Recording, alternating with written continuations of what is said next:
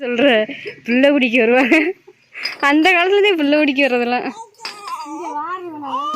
என்னம்மா இங்கே வா.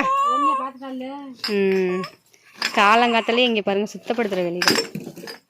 என்ன ஹாய் சொல்லு, ஹாய் சொல்லு எல்லாத்துக்கும். ஹாய் சொல்லு சொல்லு. ஐயா வா இங்கே வா, இங்கே வா அம்மாட்ட வா. ஒடியாங்க ஒடியாங்க ஒடியாங்க சரி பாருங்க சொல்லுமா. என்ன ஆகி இருக்கிற இதை ஃபுல்லாக நீ கொண்டு போய் போட போகிறீங்களா?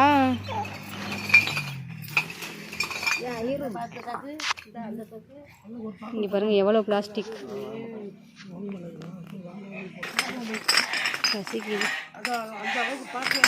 இன்னைக்கு ஃபுல்லாமே போய் கடையில் போய் இந்த பொருள்லாம் போட போகிறாங்களாம். அதனால தான் இந்த வேலை பாருங்க. இந்த ஃபுல்லாக குப்பையாக கிடக்குதா. நேற்றுலாம் இன்றைக்கி இந்த வீட்டு பின்னாடி எனக்குள்ளே பாம்பு வந்துருச்சு. நல்ல பெரிய பாம்பு. அப்படியே இந்த சைடு போய் பாம்பு போய் இந்த செப்டி டேங்க் இருக்குல்ல ஃப்ரெண்ட்ஸ், பாத்ரூம் யூஸ் பண்ணுற பாத்ரூம் இல்லை, யூஸ் பண்ணாத பாத்ரூம் இல்லை, ஏன்னா ஓட்டை ஆயிடுச்சு சுற்றி. இதுக்குள்ளே உள்ளுக்க போயிடுச்சு பாம்பு. அது வெளியில் போச்சா உள்ளுக்கு போச்சான்னு ஒன்றுமே தெரியலை. அப்படியே கிடக்கு. இந்த இது இருக்குல்ல இந்த தார்ப்பா, இது ஓரமாகவே போய் அப்படியே இந்த செப்டி டேங்கில் பூந்து போயிடுச்சு. அதுக்கப்புறம் இந்த காயெல்லாம் எடுத்து வைக்கணும், சாப்பிடணும். முதல்ல சாப்பிடணும். அதுக்கப்புறம் இதில் இங்கே பாருங்கள் டானிக்கெல்லாம் எந்த மாதிரி நிலமையில் இருக்குதுன்னு சொல்லிட்டு எல்லாத்தையுமே எடுத்து வைக்கணும். இன்றைக்கி ஃப்ரெண்ட்ஸ், இன்றைக்கி எங்கள் வீட்டில் என்ன சாப்பாடுன்னா, எங்கள் அம்மா வந்து நாட்டுக்கோழி குழம்பு வச்சு கொண்டு வந்தாங்க. அதில் எனக்கு ஒரு லெக் பீஸு எனக்காகவே கொண்டு வந்து முடிச்சு. அதுக்கப்புறம் கொஞ்சம் குழம்பு, அரை வடை, கொஞ்சோண்டு பாவக்காய், ஒரே ஒரு கருவாடு, அவ்வளவுதான் ஃப்ரெண்ட்ஸ் இன்றைக்கான சாப்பாடு. காலை சாப்பாடு. மதியத்துக்கு இதே தான், வேறு ஏதாச்சும் வைக்கணும். மதியத்துக்கு எல்லாமே காலி ஆயிடுச்சு. கீரை இருக்குது, பருப்பு கீரை இருக்குது மதியத்துக்கு. கீரை காலையில் வச்சது, அதை மறந்துட்டேன், கீரையவே மறந்துட்டேன். இதெல்லாம் சாப்பிட்டுட்டே இந்த காயெல்லாம் எடுத்து வைக்கணும். பசி தாங்கலை. மணி எத்தனை ஆயிடுச்சு? மணி 10 மணி ஆயிடுச்சு. அதனால சாப்பிட போகிறேன். இப்போதான் ஃப்ரெண்ட்ஸ் எல்லா வேலையுமே முடித்தேன். இன்றைக்கி நாளே எனக்கு சரியில்லாமத்தையும் போய்கிட்டு இருக்குது. இங்கே பாருங்கள், என் ஹைரு வந்து தூங்கிக்கிட்டு இருக்கிறா. ஹைரு ட்ரெஸ்ஸு போடாமல் தூங்கிக்கிட்டு இருக்காளா, அதனால தான் இப்படி காமிக்கிறேன். நல்லாதான் பால் குடிச்சிக்கிட்டு இருந்தால் திடீர்னு குறையிருச்சு. அதுக்கப்புறம் லைட்டாக குறையிருச்சு. சரின்னு சொல்லிட்டு அப்படியே தட்டி தூங்க போட்டேன். அதுக்கப்புறம் பார்த்தா எங்கள் ஆட்டுக்குட்டி ஒன்று செத்து போச்சு ஃப்ரெண்ட்ஸ். நல்லாத்தையும் கட்டி போட்டுருந்தோம், எப்படி செத்துச்சுன்னே தெரியலை. எதுவும் பாம்பு எதுவும் கடிச்சிருச்சா என்னன்னு தெரியலை. மணி 3 ஆயிடுச்சு. வெளியில் எங்கள் அம்மாச்சி பார்த்துக்கிட்டு இருக்காங்க. அதை பார்க்கவே எனக்கு பாவமாக இருக்குது.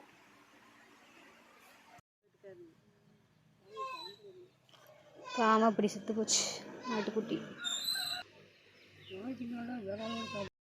ஹாய் ஃப்ரெண்ட்ஸ், இப்போ வந்து நான் வந்து பாலாடை வந்து ரொம்ப நாளாக சேர்த்து வச்சுக்கிட்டு இருக்கேன். எங்கள் ஆட்டுக்குட்டி இன்னைக்கு இறந்து போச்சா. அதுக்கப்புறம் பார்த்து எல்லாத்தையும் இதெல்லாம் அவங்க பார்த்துக்கிட்டு தெரியுறாங்க. இப்போ நான் வந்து பாலாடையை வந்து காய்ச்ச போகிறேன். நெய் இல்லை ஹைரா பாப்பாவுக்கு, அதனால இன்றைக்கி வந்து நான் நெய் காய்ச்சி வைக்கலாம்னு சொல்லிட்டு பாலாடை எல்லாமே காயிலே எடுத்து வச்சுட்டு இங்கே பண்ணுங்களே. அடுப்பும் பற்ற வச்சாச்சு. அடுப்பு நல்லா எரிஞ்சிக்கிட்டு இருக்குது. அதுக்கப்புறம் பாலாடையதே ஃப்ரெண்ட்ஸ் காய்ச்சி நெய்யாக காய்ச்ச போகிறேன். இன்றைக்கி உங்களுக்கு காமிக்கிறேன். ஏற்கனவே அதெல்லாம் வீடியோஸ் போட்டிருக்கேன் நான். இன்றைக்கி நெய் காய்ச்ச போகிறேன். என்ன வேலை நடந்தாலும் நடக்கலைன்னாலும் நான் பாலாடையை மட்டும் எடுத்து வச்சுருவேன் கரெக்டாக. இப்போ வாங்க நான் எப்படி காய்ச்சிறேன்னு சொல்லிட்டு உங்களுக்கு காமிக்கிறேன். அதுக்கு வந்து ஒரு சட்டி, கரண்டி, இங்கே பாருங்கள்.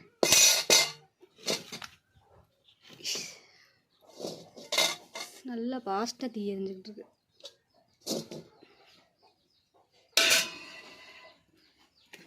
இதில் தான் பாலாடை ஃபுல்லாக தான் எப்போயுமே நெய் காய்ச்சுவேன். இன்னும் 1 வாரம் 2 வாரத்தில் எப்படி ஃபுல்லாகிடும். ஆனால் இப்போதைக்கு ஹைராவுக்கு நெய் இல்லை. அதனால இருக்கிறதே காய்ச்சிடலாம்னு. அதுக்கப்புறம் எடுத்து வச்சோன்னா அதையும் காய்ச்சிடலாம். இங்கே பாருங்கள், இதில் வந்து இவ்வளோ தூரம் ஃபுல்லானோன்னு இதில் கொட்டி வச்சுருவேன். அப்படித்தான் எப்போயுமே நான் நெய் காய்ச்சிடுது. எவ்வளோ மஞ்சளாக இருக்குது இந்த பாலாடை.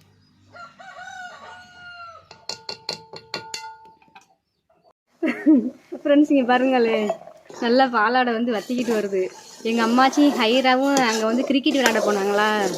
கிரிக்கெட்லாம் விளையாண்டு முடிச்சுட்டு வந்து உட்காந்துருக்குறாங்க 2 பேரும். இங்கே பாருங்க, கிரிக்கெட் விளையாண்டுட்டு இங்கே வீட்டுக்கு வந்தாச்சு. வீட்டுக்கு வந்தோம் நான் மறுபடி அங்கே தானே கூப்பிட்றாவ. ஹைரா இங்கே திரும்பி காமிட்டா நீ வாயில் வைக்கக்கூடாது பாலாடையெல்லாம். இந்த பாலாடைக்கு சட்டி எடுத்து இங்கனக்குள்ள வந்து விளையாண்டுக்கிட்டு இருக்கு அம்மா. எம்மாடி எந்திரிக்கவும் முடியலை, பைய உட்காரவும் முடியலை.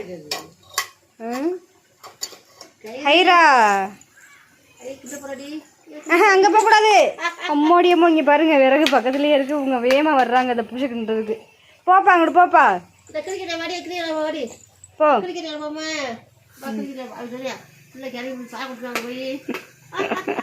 கிறங்குற அளவுக்கு என் மகளை கிரிக்கெட் விளையாட விட்டுருக்கீங்க. ஏற்கனவே இவ கிறங்கி போன மாதிரியே இருக்கிறா. ஏன் ஹைரா, ஏய் கிரிக்கெட் விளையாட போனியா? நீங்கள் போங்க கிரிக்கெட் விளையாட போங்க மாச்சி. ஃப்ரெண்ட்ஸ் இங்கே பாருங்களேன், எங்களோட ஆட்டுக்குட்டி 2 ஆட்டுக்குட்டி பாவம் சோகமாக படுத்துருச்சு. இந்த ஆட்டுக்குட்டி வந்து கொஞ்சம் நல்லா இருக்குது, ஆனால் இது வந்து கொஞ்சம் உடம்பு சரியில்லாமத்தே இருக்குது. இங்கே பாருங்களே. ஏய் ஏய் யாரு என்ன பண்ணிக்கிட்டு இருக்க அப்படி காலை இழுத்துக்கிட்டு? இங்கே பாருங்களே, இதுவும் உடம்பு சரியில்லை. இதுக்கு 1 வாரமாகவே முடியலை. அம்மாச்சி இது என்ன காலை இழுத்துக்கிட்டு கிடக்கு? அது நல்லா இருந்த ஆட்டுக்குட்டி செத்து போச்சு. என்னண்டே தெரியல ஃப்ரெண்ட்ஸ். இப்படித்தான் மொதல் ஆட்டுக்குட்டி வாங்கிட்டு வந்து அப்படி ஒரு ஆட்டுக்குட்டி செத்து போச்சு. ஒரு ஆட்டுக்குட்டி மனசே கஷ்டமாக இருக்குது. என்ன ஆட்டுக்குட்டி அதுக்கிட்டே எதுவுமே ஆட்டுக்குட்டி எதுவுமே பாசமாகவே இருக்குது. கோழி முன்னாடிலாம் ஒரு கோழி ரோஸின்னு சொல்லிட்டு நான் வளர்த்தேன். ஃபஸ்ட்டு ஹைராலாம் பிறக்கிறதுக்கு முன்னாடி. அது 3-4 வருஷம் இருக்கும். அது நான் இங்கிட்டு கூப்பிட்டா இங்கிட்டு வரேன். அப்போ என்ன சொன்னாலும் கேட்குற மாதிரியே பண்ணுமா. கடைசி அதுவும் செத்து போச்சு. ஹைரா நல்லாதே இருந்துச்சு. நல்லா அப்போதான் அவுத்து விட்டு போய் கட்டி விட்டு வந்தாங்க. வந்துட்டு கொஞ்ச நேரத்துலேயே போய் பார்த்தோம்னா அப்படியே கழுத்து இறுகி போச்சு. இருக்குது பின்னிக்கிருச்சு. அப்புறம் என்ன பண்ணுறது, பின்னி போனது. அதனால அளவுதேன் அதோட ஐஸ். இங்கே பாருங்களே, நல்லா பால்கோவா மாதிரி வந்துருச்சா. இந்த தண்ணி இன்னமும் நல்லா வற்றணும்.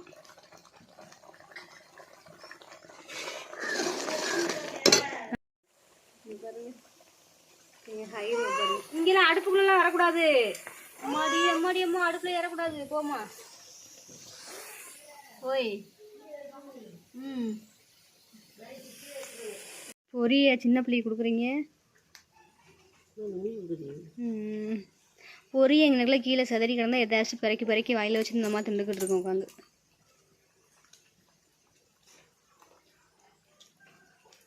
அது இட்லியை கூட ஊட்டி விடுங்க மாச்சி, சூடு பண்ணி. சாம்பாரை சூடு பண்ணி விட்டுங்க.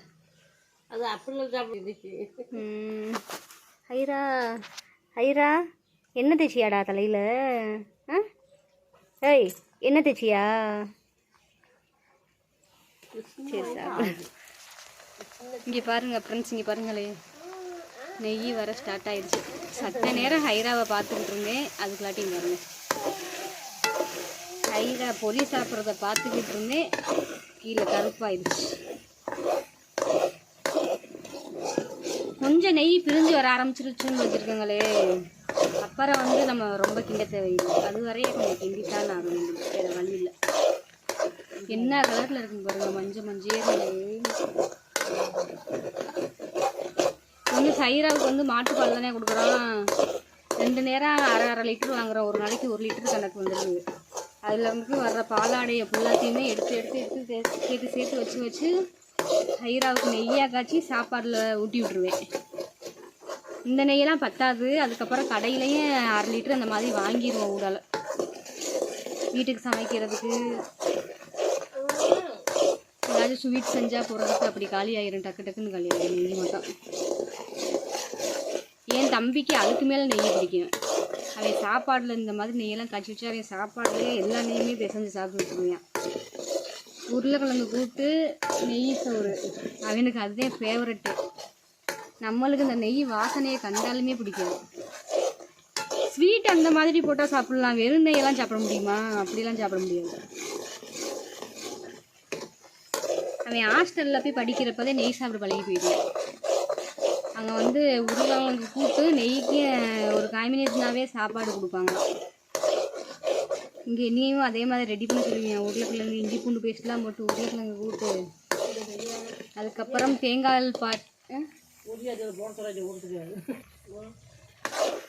அதுக்கப்புறம் தேங்காய் பால் சாதத்துக்கு உருளைக்கிழங்கு கூட்டு நல்லாயிருக்கும். அதுக்கு நெய் ஊற்றி சாப்பிடுவேன். நான் நெய் போட்டுதே தேங்காய் பால் சாதம் பண்ணுவேன். அதுக்கு மேலே நெய் ஊற்றி சாப்பிடுவேன்.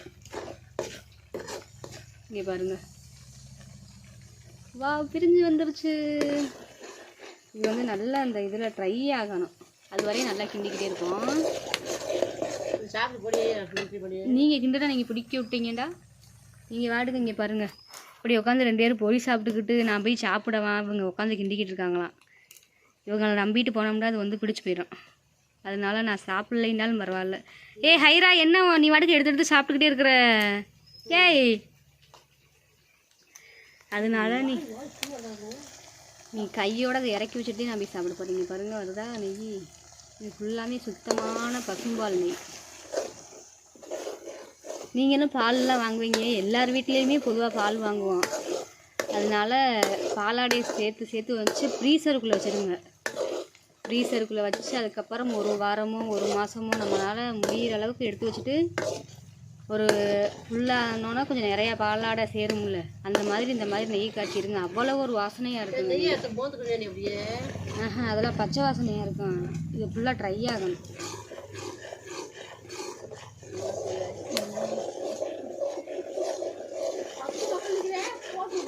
இப்படி வருதுன்னு பார்த்தீங்களா? அப்படிதான் ஃப்ரெண்ட்ஸ் நெய் காய்ச்சணும்.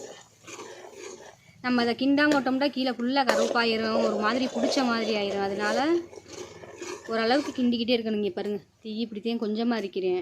முன்னாடி வந்து நல்லா ஃபாஸ்ட்டாக இருந்துச்சு, இப்போ வந்து கொஞ்சம் கண்ட்ரோல் பண்ணியாச்சு தீயை. இதுவே இந்த இதுக்கு கூடவே சிலிண்டரில் காய்ச்சினோம்னா இது எப்படி 1/2 மணி நேரம் 3/4 மணி நேரம் அந்த தண்ணி இவ்வளவுக்கு இருந்துச்சு. இவ்வளவுக்கு இருந்து இப்படியே வற்றி இப்போ தூரம் வந்திருக்குது. அதனால சிலிண்டர்லாம் பண்ணோம்னா நம்மளுக்கு வந்து கட்டுப்படி ஆகாது. சிலிண்டரில் ஹைராவுக்குதே சிலிண்டரில் சமைப்பேன். ஒரு பால் காய வைக்கிறது இந்த மாதிரி வேலையெல்லாம் விறகடுப்பில் தான் பார்ப்பேன். ஒரு குழம்பு வைக்கிறது, சோறு சமைக்கிறது. நாங்கள் வந்து வீட்டு அரிசி சமைப்போம். ரேஷன் அரிசியோடு அது பெருசாக இருக்கும். ரேஷன் அரிசி டக்குன்னு வெந்துடும். நாங்கள் சமைக்கிற வீட்டு அரிசி வந்து இன்னும் 1/4 மணி நேரம் கூட வேகும். அதெல்லாம் சிலிண்டரில் வச்சா ஒன்றும் பண்ண முடியாதுன்னு சொல்லிட்டு விறகடுப்பு தான். அதுவும் இல்லாமல் விறகடுப்பில் சமைக்கிறது நம்ம வாட்டுக்கு உட்காந்துக்கிட்டு சமைக்கலாம், ஈஸியாக இருக்கும். ஹைராவுக்கு வந்து ஒரு நேரத்தில் வந்து சமைக்கிறது வந்து குட்டி சட்டியில் சமைப்போமா பாப்பாவுக்கு, அது வந்து புகை வாசனை வந்துடும். அதனால அவளுக்கு மட்டும் விறகடுப்பில் சிலிண்டரில் சமைச்சிக்கிறது. இப்போ எங்களுக்கெலாம் ஏதாச்சும் ஒரு எமர்ஜென்சின்னா சிலிண்டரில் சமைப்பேன். அவங்களுக்கே உடம்புக்கு ஒன்றும் முடியலைன்ற பட்சத்தில் ஊத முடியாது. ஒரு நேரத்தில் தீ நல்லா எரியும், ஒரு நேரத்தில் நம்ம விறகடுப்பும் நம்மளை சதினி பண்ணிடும். ஊதிக்கிட்டே இருக்கணும் மழை டயத்துலலாம். என்ன மாதிரி சொல்கிறீங்க? ஏன் இப்படி கிருண்டு உட்காந்துருக்கீங்க 2 பேரும்?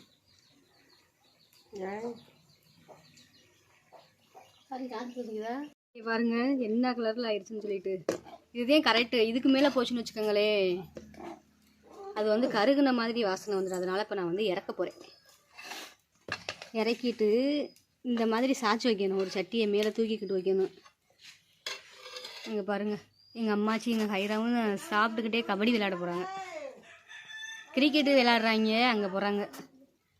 பாருங்கள், நெய் வந்து கொஞ்சம் வந்திருக்கு. ஏண்டா பாலாடை வந்து கொஞ்சம் தானே, அதனால நெய்யும் கொஞ்சம் தான். இதை வந்து நம்ம வந்து ஒரு பாத்திரத்தில் ஊற்றி வச்சுக்கிட்டு இந்த நெய்யை, அதுக்கப்புறம் இன்னமும் இதை அடுப்பில் வச்சோம்னு வச்சுக்கோங்களே, எக்ஸ்ட்ரா நெய் வரும். அப்படித்தான் நான் எப்போயுமே பண்ணுவேன். இதை அப்படியே கீழே தூக்கி போட்டுற மாட்டேன். இதை மறுபடியும் அடுப்பில் போட்டுருவேன். அடுப்பில் போட்டோன்னா இதில் இருக்க மிச்ச நெய் அப்படியே உருகி ஒரு ஓரமாக வந்துடும். அதுக்கப்புறம் அதையும் நம்ம ஸ்டோர் பண்ணி வச்சுக்கலாம்.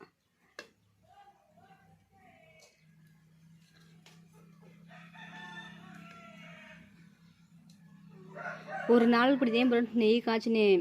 2 மாதம் 3 மாதம் கஷ்டப்பட்டு பாலாடையை சேர்த்து வச்சு நெய் காய்ச்சிட்டு சரின்னு சொல்லிட்டு கொஞ்சம் நேரம் ஆறட்டும்னு சொல்லிட்டு வெளியில் உட்காந்து என்னோட அசால்ட்டு தானே வெளியில் உட்காந்து ஃபோன் பார்த்துக்கிட்டு இருந்தேன். நல்லா ஃபோன் பார்த்துக்கிட்டு இருந்தேன். பார்த்தா நாய் வந்து ஒரு நாய் வெள்ளை நாயின்னு சொல்லிட்டு அந்த நாய் புல்லாக களவான்ற நாய் தான் வீட்டுக்குள்ளே புல்லாக வரும். அந்த நாய் கரெக்டாக வந்து நெய்யை இருக்க நெய்யை ஃபுல்லாக அப்படி தான் சட்டியோடு இருந்துச்சு. அந்த நெய்யை ஃபுல்லாக குடிச்சு இதில் இருக்க இந்த பலாடையோட வேஸ்ட்டு இது எல்லாத்தையுமே அப்படியே சாப்பிட்டு போயிடுச்சு. எனக்கு அப்படியே மனசே எனக்கு வெறுத்து போச்சு. எவ்வளோ கஷ்டப்பட்டு 2 மாதமாக நெய்யை பாலாடையாக எடுத்து சேர்த்து வச்சு அன்றைக்கி உட்காந்து 2 மணி நேரமாக நெய் அது நிறையா பாலாடை ஃப்ரெண்ட்ஸ், எப்படியும் 1 லிட்டரு நெய்யே வந்திருக்கும். சரி கொஞ்சம் நேரம் ஆறட்டும்னு சொல்லிட்டு இப்படி வெளியில் உட்காந்து நான் பாட்டுக்கு ஃபோன் பார்த்துக்கிட்டு இருந்தேன். இப்படி விறகடுப்பில் தான் இங்கேனதே பண்ணி இப்படி தான் வச்சு போட்டு நான் பாட்டுக்கு ஃபோனை பார்த்துக்கிட்டு ஃபோன்லேயே ஓவர் கவனமாக இருந்துட்டேன். ஆனால் ஃபுல்லாத்தையுமே குடிச்சிட்டு போயிடுச்சு. அப்போ தான் நினச்சேன் கையோடு எடுத்து வச்சுருந்தேன் அந்த வேலையே இல்லையேன்னு சொல்லிட்டு அன்றைக்கி வேஸ்ட்டாக போயிடுச்சு. அதுக்கப்புறம் என்ன பண்ணுறது, மிச்சம் இருந்த அந்த பாலாடையோட தூளை கீழே கொட்டி விட்டுட்டு அதுக்கப்புறம் சட்டியை கழுவி வச்சுட்டேன் யாருக்கும் தெரியாத மாதிரி. கடைசி பார்த்தா எங்கள் மாமா கண்டுபிடிச்சிட்டாங்க. பாலாடையை எங்களை பாலாடையும் காணோம் நெய்யையும் காணோம் அப்படின்னு சொல்லிட்டு. அதே அப்புறம் நாய் குடிச்சு விட்டு போயிடுச்சுன்னொன்னே அப்புறம் எதுவும் சொல்லலை. நாய் குடிச்சிருச்சு நம்மளை திட்டி என்ன பண்ண போகிறாங்க. அதே நானே நேரடியாக கேட்டேன், என்னம்மா இனி எதுவும் பேசாமல் இருக்கீங்களே அப்படின்னு சொல்லிட்டு. இனி எதுவும் திட்டாமல் இருக்கீங்களேன்னு சொல்லிட்டு கேட்டேன்னா அவங்க நீ திட்டி என்ன ஆக போகுது அப்படின்னு சொல்லிட்டு அப்படியே விட்டுட்டாங்க. மனசே கஷ்டமாயிருச்சு அன்னைக்கு. எவ்வளவு கஷ்டப்பட்டு 2 மாதம் உழைப்பு பாலாடை எடுத்து வைக்கிறதெல்லாம் அதெல்லாம் யாருமே ஒரு வேலையாகவே வேலை இல்லாமல் அதெல்லாம் பண்ண மாட்டாங்க. இது வந்து இதெல்லாம் ஒரு துணியுண்டு பாலாடையை எடுத்து வைக்கிறதெல்லாம் யாருக்குமே பிடிக்காதுன்னு நினைக்கிறேன்.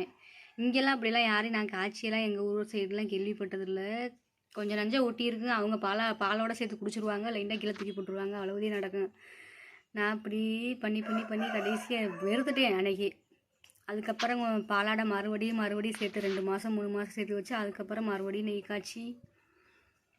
நெய் காய்ச்சி அந்த நெய்யை பார்க்குறப்போ ஒரு சந்தோஷம் வரும் பாருங்களே. அது வந்து செமையாக இருக்குது. நீங்கள் வந்து ஒரு தடவை ட்ரை பண்ணி பாருங்கள். அமைதியாக கிடக்கு. நான் மட்டும்தான் வீட்டில் இருக்கேன். பாயெல்லாம் ஹைராக வந்து விளையாண்டுட்டு வீட்டுக்குள்ளே எல்லாமே அப்படி இப்படியே கிடக்குது. நீ இதே போய் பாத்திரம்லாம் விளக்கிட்டேன், சமைச்சாச்சு, நீ போய் சாப்பிடணும். ஆட்டுக்குட்டி செத்து போனதுலேயே மனசு கஷ்டமாயிடுச்சு. அதனால தான் என்ன பண்ணுறது, 3 ஆட்டுக்குட்டி எங்கள் அம்மாச்சி வந்து சேர்த்து கட்டி விட்டாங்க. 3 ஆட்டுக்குட்டியும் சேர்த்து கட்டி விட்டதில் வந்து எப்படியோ அந்த ஆடு வந்து சிக்கிக்கிருச்சோல இருக்குது, பின்னிக்கிருச்சான். அப்படியே கழுத்து இறுகி அப்படியே தூக்கு மாட்டினா எப்படி இருக்குமோ அந்த மாதிரி இருந்துச்சு. அந்த ஒரு அண்ணையும் பார்த்துட்டு எங்கள்கிட்ட சொன்னாங்க அப்படி ஆட்டுக்குட்டி போய்ட்டு கிடக்குன்னு சொல்லிட்டு. அவங்க எடுத்து விட்டாங்களாம். எடுத்து விடும் போதே ஆட்டுக்குட்டி இறந்து போச்சு. அதுக்கப்புறம் வீட்டுக்கு தூக்கிட்டு வந்தாச்சு. நீ என்னத்தை அதை பற்றி சொல்லிக்கிட்டு, செத்து போச்சு. அதுக்கப்புறம் இந்த நெய் ஆறுனதுக்கப்புறம் தான் ஃப்ரெண்ட்ஸ் ஒரு பாத்திரத்தில் ஊற்றி வைக்கணும். நெய் டப்பா இருக்குது, அந்த நெய் டப்பாவில் ஊற்றி வச்சுருவேன். இங்கே பாருங்கள் எவ்வளவு நெய் வந்திருக்கு. இது இப்படி இருக்கா. அப்படியே பார்த்தோம்னா நல்லா 1 மணி நேரம் 2 மணி நேரம் கூட நல்லா ஹீட் ஆறி நல்லா அந்த கூலிங் படும்ல, பனி கூலிங் அந்த படுறப்ப அப்படியே ஒரு மாதிரி அந்த நெய் வந்து உருண்டையாக மணலாக ஆயிரும். அந்த மாதிரி சூப்பராக இருக்கும் பார்க்கவே. இங்கே பாருங்கள், ஒரு நிமிஷம் இங்கே பாருங்கள், சவுண்டு முறுக்கு மாதிரி சவுண்டு கேட்குதா. அப்போ வந்து இதில் வந்து இந்த அளவுக்கு தான் இருக்கணும்.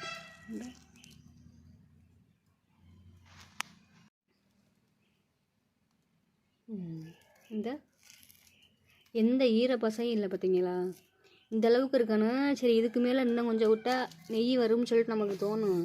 ஆனால் அந்த மாதிரி விட்டோம்னு வச்சுக்கோங்களே, நம்மளுக்கு வந்து சுத்தமான நெய் வாசனை கிடைக்காது, ஒரு மாதிரி தீஞ்சு போன வாசனை தான் கிடைக்கும். அதனால் நம்ம சட்டியில் மிக்சியில் போட்டு கடைஞ்சி ஐஸ் கியூப்லாம் போட்டு கடைஞ்சி காய்ச்சறதுக்கும் இதுக்கும் நிறைய வித்தியாசம் இருக்குது. இந்த பக்குவத்தில் எடுத்தாதே நம்மளுக்கு நெய் வாசனை இருக்கும், இல்லைன்னா அந்த மாதிரி கருகின வாசனை தான் அடிக்கும். ஏன்னா எனக்கு முன்னாடியே ஒரு தடவை இந்த மாதிரி கருக விட்டுருக்கேன், அந்த அனுபவம் இருக்குது.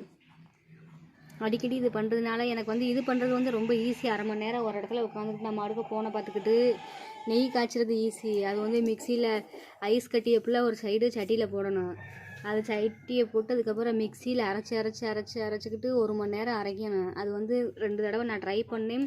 ஃபஸ்ட் தடவை வந்து வெண்ணெய் நல்லா உருண்டு வந்துச்சு, 2ஆவது தடவை வரமாட்டேங்கின்றுச்சு. அதுக்கப்புறம் மறுபடியும் எல்லா தண்ணியோடையும் சேர்த்து சட்டியில் இவ்வளோ தூரத்துக்கு சட்டியில் தண்ணியே இருந்துச்சு, அதை வற்றதுக்கு 2-3 மணி நேரம் ஆச்சு விறகடுப்பில். அதுக்கப்புறம் தான் நெய் எனக்கு வந்துச்சு. அதனால தான் எனக்கு இதுவே ஈஸியாக இருக்குன்னு சொல்லிட்டு இந்த மெத்தட் தான் நான் யூஸ் பண்ணுறது எப்பயுமே. அவ்வளோதான் ஃப்ரெண்ட்ஸ், டப்பாவில் போட்டு வச்சாச்சு, நெய் டப்பாவில். மாடி இங்கே பாருங்கள், இது வந்து அப்படியே அடுப்பில் இருக்கட்டும். இதை தூக்கி அப்படியே அடுப்பில் வச்சிட்டோம்னா தெரியுதா, இந்த அந்த மாதிரி இப்படி கொஞ்சம் நஞ்சம் இருக்காது ஃபுல்லாக அந்த மாதிரி சொட்டு சொட்டாக வந்து இங்கே வந்து தேங்கிடும். அதுக்கப்புறம் அதையும் எடுத்து டப்பாவில் போட்டு மூடி வைக்க வேண்டியதான். இங்கே பாருங்கள், இவ்வளவு நெய் தான் வந்திருக்குது. போன தடவை காய்ச்சிறப்போ வந்து இந்த அளவுக்கு நெய் வந்துச்சு. அதுக்கு வந்து இன்னும் நம்ம வந்து இந்த டப்பாவை வந்து இந்த பாலாடை கிண்ணம் இருக்குல்ல, அது வந்து ஃபுல்லாக விட்டுருக்கணும். நான் தான் அதுக்காட்டி நெய் இல்லைன்னு சொல்லிட்டு எடுத்துகிட்டே இல்லை. இப்போ வந்து மூடி உள்ளுக்கு வச்சிடலாம். சரிதா, இந்த அளவுக்கு தான் நெய் வந்திருக்கு.